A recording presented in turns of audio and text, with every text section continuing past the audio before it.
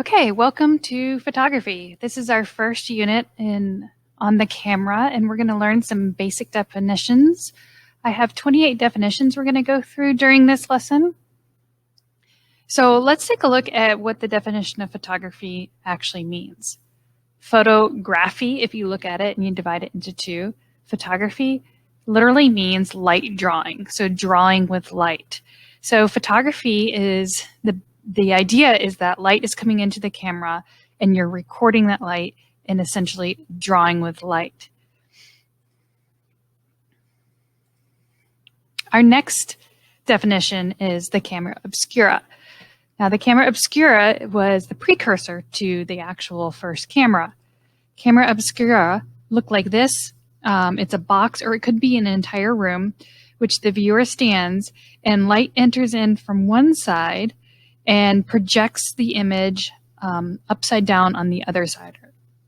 So sometimes this would be inside of a room, or you could create a small box like that. Now, the lens doesn't have to be an actual like metal lens. It could just be a hole in the side of the box, and that hole will allow the light to come through and flip the image on the other side. You would see a lot of artists using this in the 1700s to copy landscapes. And so artists could use this to sketch out a landscape that they see, bring this box out into the landscape, and cover themselves with a dark cloth so that they could see inside, and then trace the actual landscape and then bring it back into the studio to finish painting it. You could also create a whole room for a camera obscura as well. I remember when I was in college, I was an art history major, and back in my day, all of our art history classes were slide room presentations. So it's actually like little pieces of film slid into a slide machine. They'd turn out all the lights and the room would be completely dark, and then we would go through the slideshow. And the professor would darken out the windows completely with black cloth or black plastic. But what I noticed is one day I was looking on one side of the wall during my lecture because I was slightly distracted, and I noticed there were tiny little cars moving across the wall upside down, they were exact replicas of what a car should look like. It didn't look like it was a cartoon form or anything. It looked exactly like a tiny little car moving across. And this was before I had taken a photography class. And I started taking photography, I think it was actually that semester I started taking photography, and I had an aha moment, and I realized the tiny little hole that was in the curtain of that blackened room was allowing a tiny bit of light to come through and project the outside world into my tiny little art history classroom. And that's when I realized how the camera works. It works by just allowing in a tiny little bit of light, and it concentrates all the way over to the other side of your digital sensor or onto your film. So one of our first photographers that we're going to learn about, and I'm going to pronounce it right here. Joseph Nicephore Niepce. Is a first photograph was taken in 1826, and it was the first time that a photograph was actually recorded and was able to stay. A lot of times photographers were learning with the chemicals how to make the image present itself, but they could never make it last any longer. This took actually 8 hours to expose, and it was from his I think, apartment window. And so this is 1826 is when we started to see the start of photography. And then our second photographer that we're going to learn about, Louis Daguerre, a French photographer.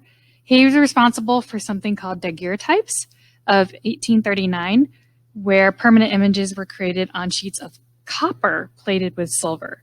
So a lot of these photographers were actually chemists as well, or scientists, because they had to perfect a lot of different details on how to add the chemical to the plate, when you could expose it to light, and which chemicals would make it work. And so this was one of the first accepted forms of photography that it started to catch on around the country. So we remember his work. And if you notice, his work has really nice details in it. And you can actually see some daguerreotypes at the Chicago Art Institute.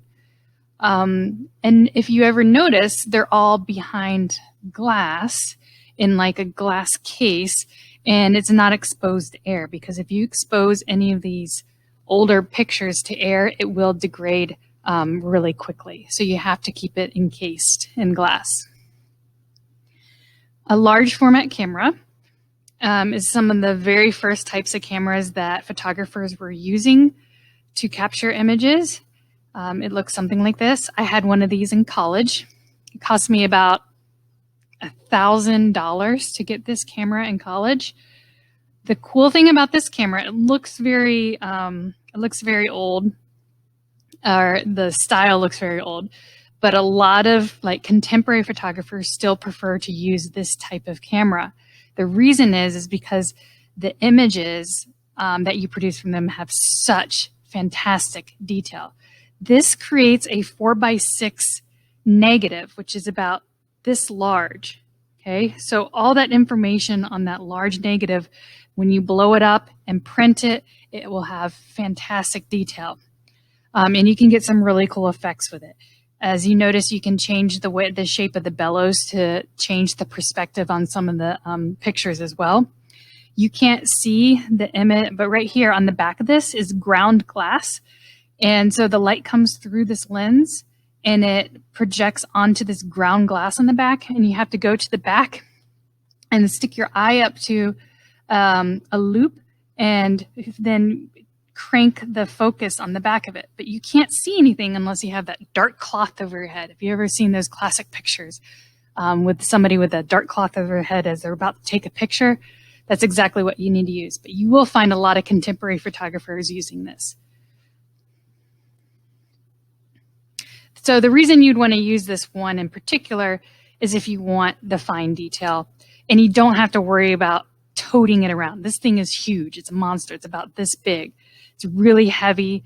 You have to keep it very safe and in a case so you don't rip any of these bellows to let light in. So it's really good for studio, or if you have really good means to be able to do landscape photography, and you don't have to worry about it getting hurt on the way there. A medium format camera is another camera I used in college. So it's in between a large and a small format camera. And the size of the negatives are smaller. They're 6 centimeters by 6 centimeters, or 6x7 square format. So it's about this big.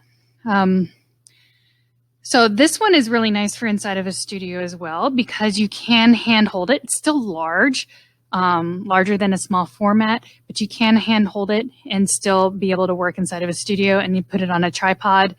It is still a little bit bulkier, but not as much as the large format one. So you will see a lot of professional photographers preferring to work with medium format. This is an example, I believe, of a Hasselblad, which is one of the most famous medium format cameras. This will run you about $2,000 to $3,000. And nowadays, like this one is cranked. You see how there's a crank there? That's because the roll of film is in the back right here, and that's how you crank the film to go through. Nowadays, you can get a digital sensor on the back of this so that you can collect a lot of information on a large format camera. I mean, a medium format camera. However, it's going to be a very pretty penny. You're talking $15,000 to be able to add a digital sensor to the back of that. But what you're going to get is fantastic images that you can use for the rest of your life. Also, these lenses right here are much bigger than the type of lenses you would be using for your small format camera. Now we're going to get to the 35 millimeter camera. And I actually have one of these here. This is the exact camera that I used when I was in college, because when I was in college, we learned with all film because digital photography didn't exist back then. So a 35 millimeter camera is a camera that uses film. And film, let me see where my example of film is. Ah, here it is. Film is like this. Has anyone ever seen this before? Looks like this. So it's 35 millimeters because that's how big, how wide it is. And this loads into the back of a 35 millimeter camera. So this is like your camera obscura. It's your dark space. No light can get inside of here. You don't ever want to open this up because as soon as you open this all the way up, you're going to expose all of this picture area. This is potential picture area. So you're only allowed to open up a little bit as you set it into your 35 millimeter camera. So as you can see, a traditional 35 millimeter camera opens up like this. You can see inside you have different components, and the film sets right inside here like that, and you close it. And for this one, you can see you get actually 24 exposures on there, and it's ISO 200. So you would close this up, and then you'd be able to shoot like that. I'm going to take this out because I'm going to use it for other reasons. But this is an example of a 35 millimeter camera. Now, a 35 millimeter camera, the only reason it's called 35 millimeter, and this one looks different than the one you see on the screen, is because it's actually using film. So a 35 millimeter camera can look different. It doesn't have to look like this. It doesn't have to look like that. It just means it's a type of film that you use. When I was in middle school, we used to use cameras that you could throw away afterwards. Like you just developed the film and then the camera was done with. It's a plastic camera. So you could have a plastic camera as well, or you could have even a fancier 35 millimeter camera. But all of the cameras that use this 35 millimeter has to be developed with chemicals. In District 80, in many of the school settings, you're not going to have dark rooms anymore. Some of them still do. So you just have to make sure when you're shopping for your camera that you make sure your program has either film or it has digital camera, which one that you need to use. So George Eastman is the codec guy. So he's really famous for, he's the inventor of the flexible film roll. So he's the one who came up with this tiny little camera here. You can see this in the picture. It's a little brown box and it's called the Brownie. And it was the first time that he popularized photography for the common person. So it didn't cost that much money to be able to do photography. Whereas before, you had to have fancy equipment, large lighting, access to all the chemicals. And now he popularized it so that you could have a small camera with flexible film. It wasn't a plate of glass or anything that you had to carry around and put chemicals on top of. So he popularized this, and then all you had to do was send this in to get it developed and get your pictures back. So he's known for being able to make photography accessible to everyone. Stephen Sasson is considered the inventor of the first digital camera. He didn't invent like pixelizing the image, but he invented the ability to capture the image through a camera in 1975. This first camera that he made weighed 8 pounds, and it had only 0.01 megapixels of storage. So, and it was first recorded onto a cassette tape.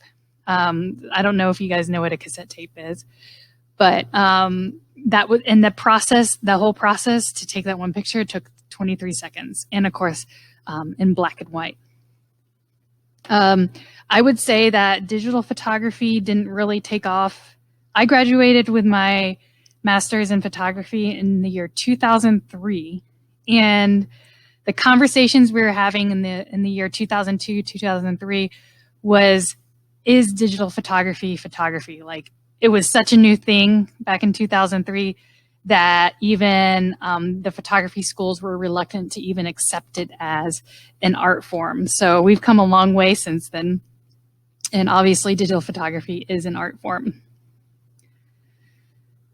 So the digital SLR. The digital SLR looks similar to this 35 millimeter SLR, but instead it captures all of its images digitally. So on the back of this one, you see that there is a digital screen, an LCD screen, where you're able to review the image that you just took. The thing about the 35 millimeter camera that's different is that you had to load the film in the back. The other thing that was different about this is you never knew what was actually, well, if you're a really good photographer, you knew what was in your pictures, but you never actually really knew what was in your pictures until after you developed the film, looked through a loop to see if your negatives looked okay, and then printed the negative. So it took like a few days for you to be able to actually see what your images look like. Whereas on a digital SLR, like this, you can see them instantly. They are a bulky kind of digital camera. They have the ability, though, to be able to interchange out the lens. SLR means single lens reflex. So you have a single lens and you can rotate out the lens for a different type of lens to be able to see what you need to see. The other thing about a SLR, a single lens, these are both SLR, one's digital, one is 35 millimeter. The other thing about a single lens is that what you see in this viewfinder is exactly what you see on your screen. Okay, same thing here. What you see inside of this viewfinder, you're actually getting onto your film. The reason is, if you open this up and look inside, oh, I can't, well, I can flip it up right here. There's a mirror right here. And this mirror flips up, and that allows the shutter to take the picture. So whenever you hear a camera take a picture and it makes a really loud sound, the reason it's making that sound, see if this one will do it. Do you hear that sound? On this one, that first click is actually the sound of, I'm going to turn off the sound of the mirror moving up out of the way so that you can take the picture with the shutter, like that. So these kind of cameras are louder, so they're not very subtle. So if you're at a wedding, they can make a lot of noise. And so, but as cameras get newer and newer, they're starting to become a little bit easier on the ears. So this one does the same thing. Inside, there is a mirror just the same as the other one, the same kind of mechanism. It flips up the mirror and it allows you to take the picture with the sensor below. Now, why would you want a mirror to look through? Like, why is that even, why does anyone care? The cool thing about it is what you see in here is actually what you get. If you've ever worked with a different type of camera, let's see. Well, I don't think I have the vocabulary here, but it's something called a rangefinder. Let's see if this one, I don't even think this one has a rangefinder. I don't even have a good example. Oh, let's see.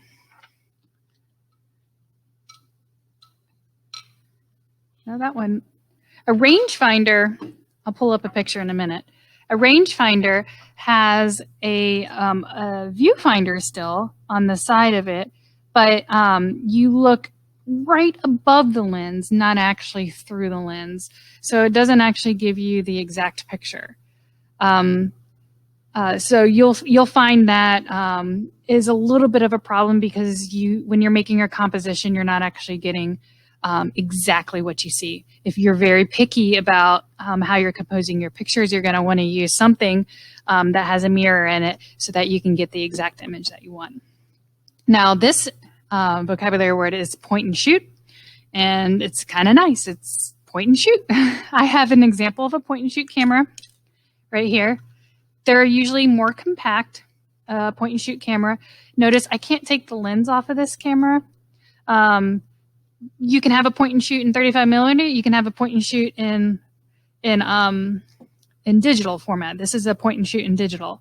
So the cool thing about this camera that I have right here is that mine has both manual and automatic functions on it.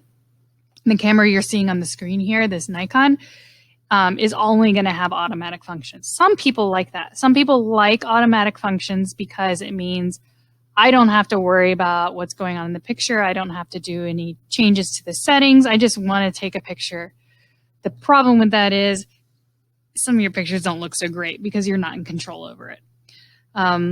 But this is a point and shoot camera. These are the kind of cameras I keep standard in the classroom because the benefit of them is that they're cheaper. But you don't get the wide range of shutter speed and aperture settings and lens settings like you do on something like this. So obviously, if you are somebody looking to purchase a camera and you're going to use it recreationally, probably for the rest of your life, or for your early child, or your early adulthood, getting something more like this is going to last a lot longer, and you're going to be more satisfied with it than something on the cheaper end. So now we're going to look at some of the components of the camera, and let's look at the shutter.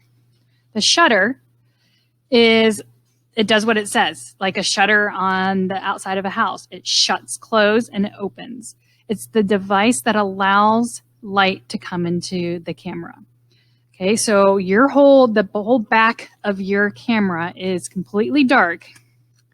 It's dark inside of here until you decide to release the shutter. So I'm going to try and see if I can get this one to work.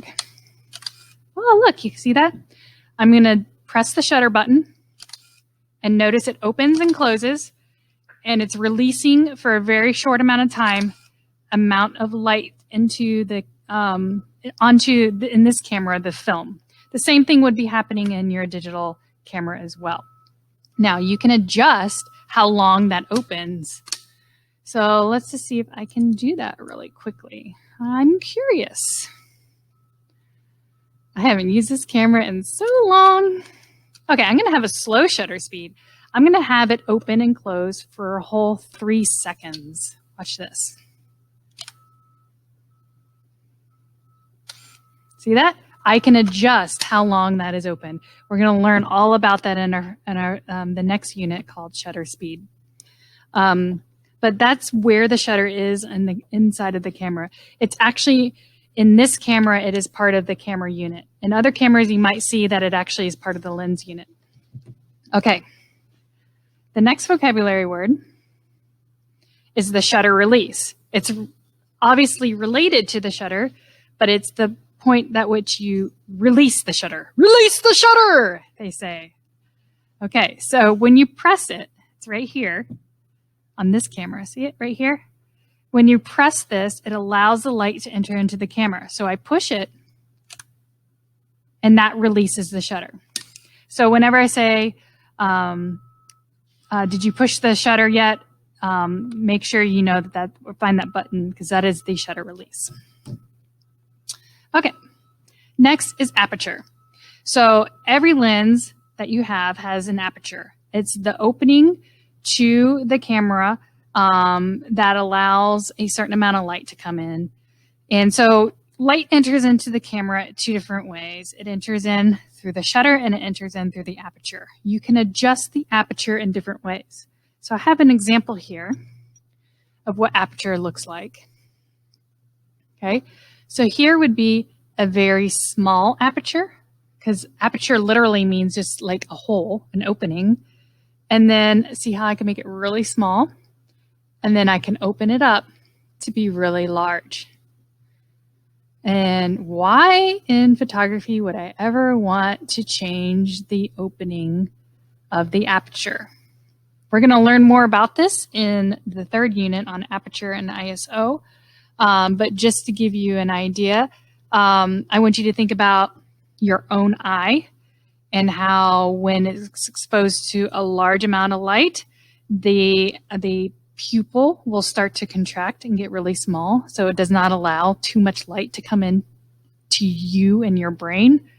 And then when it's really dark inside of the room, your pupil opens up really big, right? To allow more light in.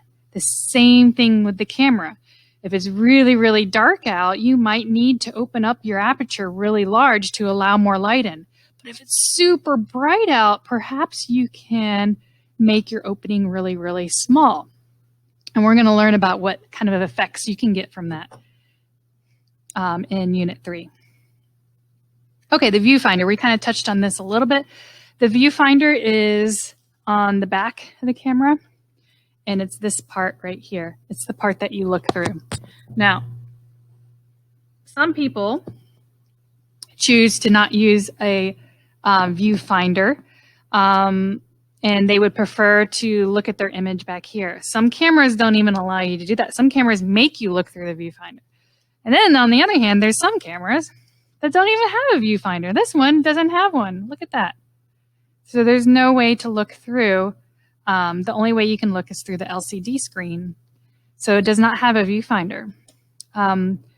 Probably most of you are starting to become more familiar with this way of shooting, because when you're using your your LCD, you keep it away from your body and you take the picture like this.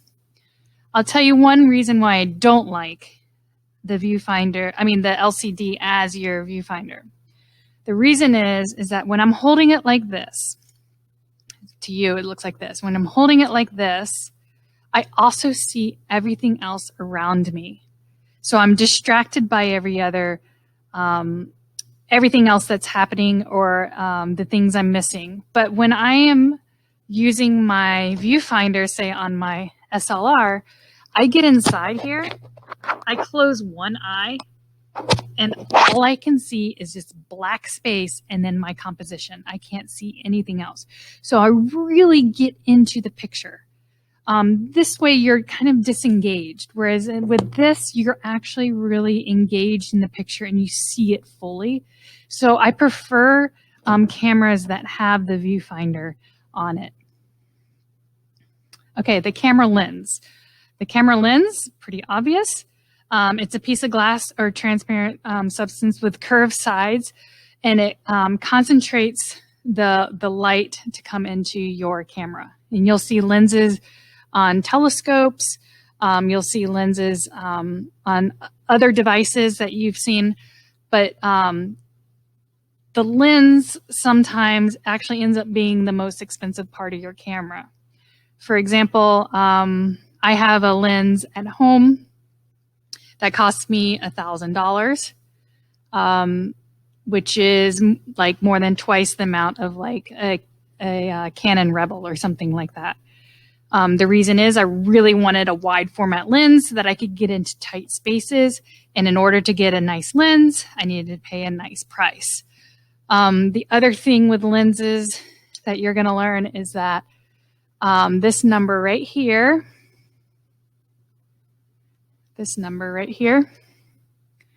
is going to be really important for you when you're choosing a lens.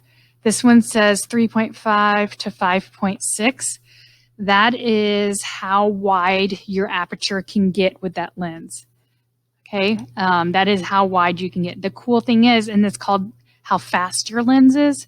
The reason that being able to have a really wide aperture is important is because in really low light situations, it'll allow you to open it up. And also it creates a really nice effect with background blur. You're going to learn about that in Unit 3. But the ability to be able to open up wide is what you're going to pay for. The difference between the I purchased an f1.4 and the other one was an f1.8, was $500 difference just for one single stop. And once you start working with the photography, you'll see the value of why that that very large aperture is desirable. Okay, manual focus on the camera. On these SLRs are usually on the lens itself. See right here? Usually on the lens itself. Now, every single camera has a different location for their manual focus. For example, this little point and shoot, you have to go inside the menu option and you have to scroll through and then twist and things like that to be able to do the manual focus. Manual focus, somebody be like, well, why in the world would you ever want manual focus? You got autofocus. Why would you do that? And the manual focus is really important because there's a time you're taking a picture. You got two people in the picture, but you want to focus on one of the people. And the camera has no idea which person you're trying to focus on. So you have to tell it. So there's a lot of times I prefer to use the manual focus, and all I do is twist just like this, and I can make my focus. Now, if it's on autofocus and I try twisting it, it's going to grind it. It's really not good for you. On autofocus, the camera decides what you want to focus on. Some cameras, it does a pretty good job. Some other cameras, it doesn't know what you're trying to focus on. But on the camera like this, to start your autofocus, all you do is push it halfway and it will focus it for you. Let's see if I can get it to work on this camera here. Okay, put on autofocus. This one has batteries. Pushing it halfway, you hear that? It's an older camera. So it's focusing, and then on this particular camera, you hear that beep? Sometimes it will beep when it thinks it's found the right focus. Okay, so that's what the autofocus is, and then the manual focus is where you actually turn it by yourself like this. Just be careful not to turn it while it's on autofocus. You really don't want to mess with your lens that way.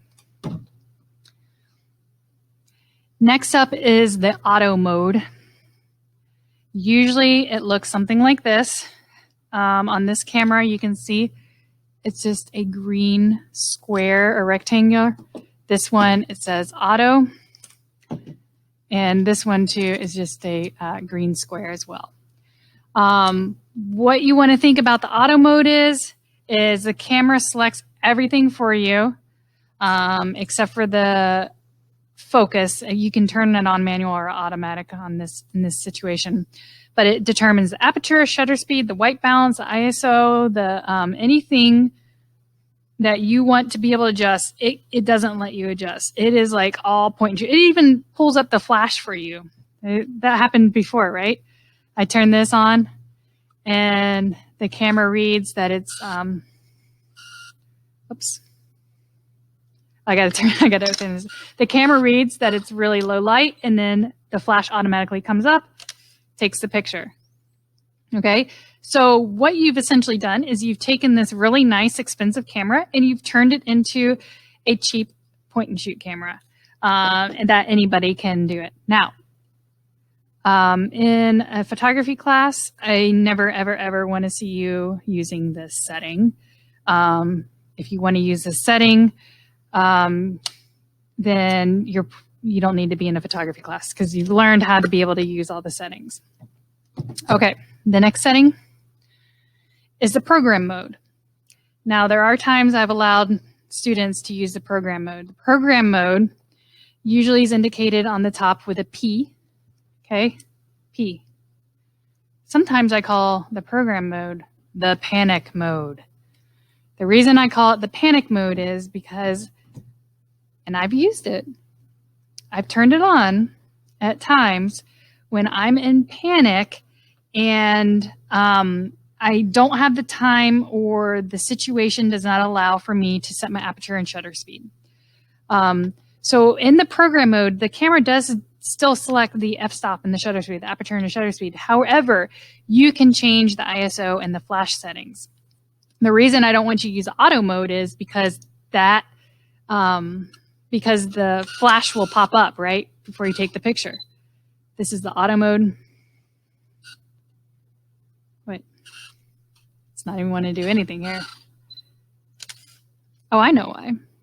Okay, so but in the program mode, you can turn your flash off so it does not pop up. So you have a little bit more control. And you also have control over the ISO setting on your camera. So in photography class, I don't want you using the program mode. However, if you are out and about and you're doing a photo shoot with somebody and it's really important for you to at least get a picture out because of something that's going on, stick it into program mode and you'll get something. The camera still chooses a lot for you. So only use it in emergency situations. I did use it one time. I think it was August 2017. I went to Carbondale, Illinois, to see the total eclipse. Do you guys remember that year? And that was the one place in North America where you could see the total eclipse. And I was there. I had all my equipment, but I also had my children along with me, and they were young at the time. And the total eclipse started to happen. The whole area turned to night. I mean, it was like all of a sudden in the middle of the day, it turned night. The crickets came out. It was fantastic. And of course, I'm in panic mode because it only lasts 2 minutes long. I drove all the way down there. It lasted only 2 minutes long. And I did not have time or was willing to spend the time on adjusting all my camera settings to get it right. So I put it into program mode and just got my picture and then enjoyed the rest of the 2 minutes with the total eclipse. It was fantastic. So I'm glad I didn't spend all that time fumbling with my camera settings, and I was able to enjoy it with my children. Shutter priority mode.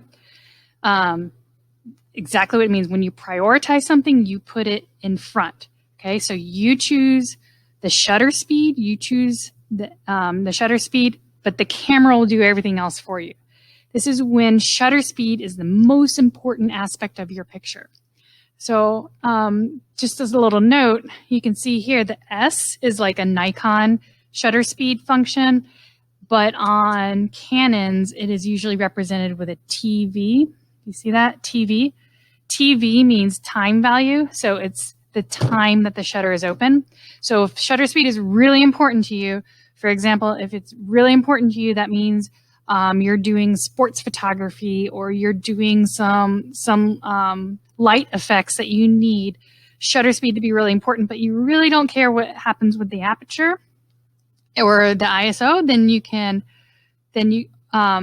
can just choose shutter priority. On the other hand, if aperture is really important to you, you can choose aperture priority. I'll admit there's times I have used aperture priority.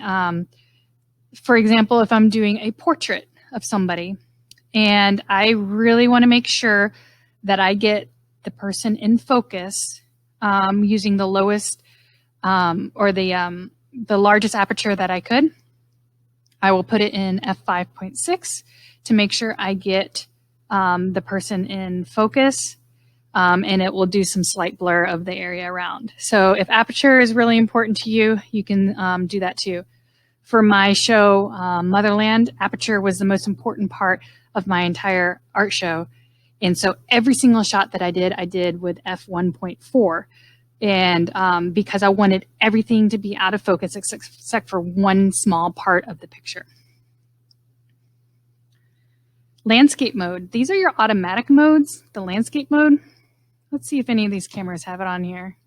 Yeah, this one does. They both do. This one here. So I'm going to switch it so you can see. I'm going to go the other way. You can see here how this is divided by manual modes and automatic modes. So if you switch this over right here, that is the landscape mode. This turns this point and shoot camera into a point and shoot camera that knows it's looking at a landscape. So it will create a large, great depth of field. That means like it tries to put everything in focus. It tries to work with the color settings so that it's good for a landscape photograph. So it optimizes it, but it still is essentially a point and shoot camera. So I don't want you using that in my class. Portrait mode. Usually it looks like a lady with a hat on. Let's see if there's one here. Oh, this one isn't. This one is just a lady's face. Why is it always a lady? That's a good question. Okay, so it's a lady's face. So what it does is it typically tries to flatter the person by putting them in focus and the background out of focus. So it creates some separation between the person in the picture and the background. As you'll know, if you have the iPhone 11, it makes it look really fancy, but you can see it also blurs some of the back of the hair too, so it can look kind of fun too. I do like playing with the smartphones and their use of their false use of the portrait mode. But anyway, again, this is a automatic setting. I don't want you using it in class, but I do want you to be able to recognize what it is. The macro mode is it's this flower mode. The reason it's a flower because you can think of getting in close to a flower. On this one, my digital SLR, it looks like this. Can you see that? There it is. So what it does is it creates a close-up picture. It tries to put the object in focus and the rest of it out of focus. And it allows your camera to get as close as possible to the lens and still get it in focus. Because that is another issue you're going to find with your camera is how far away you need to be from your lens in order to get it to be in focus. The macro lens, the macro setting will make it a little bit easier for you to take those close-up pictures. You can also, like I was just accidentally saying, you could buy a lens or even a filter that goes onto the end of here and will allow you to get in close as well. It's called a macro lens or a macro filter. That's maybe something you want to look into if you really like taking some close-up pictures. Sports mode, another automatic mode. So if you don't feel like doing any thinking, you would just switch it over to the little dude running. Okay. Guess that could be male or female, but I think it's on the more of the male end. Interesting. Portraits is of a woman, and the sports is of like a male character. Where are we going with that? You know, Miss Estabrook likes to think about those things. Sports mode. What it does is this mode will usually, it automatically sets the camera to increase the shutter speed as much as it can within the lighting situations so that it will stop action. So if somebody's in the middle of a shot in basketball, it'll freeze that action in the frame as much as the light will allow it to do. The night mode is a fun mode.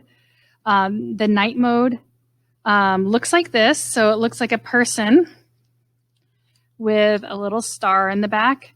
And what this does is it has a slow shutter speed.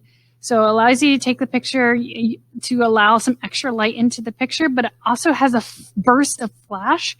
So it pauses the image of the person in there. So you get a little bit of extra light coming to the background, and then the flash will illuminate the subject so that the subject is in focus.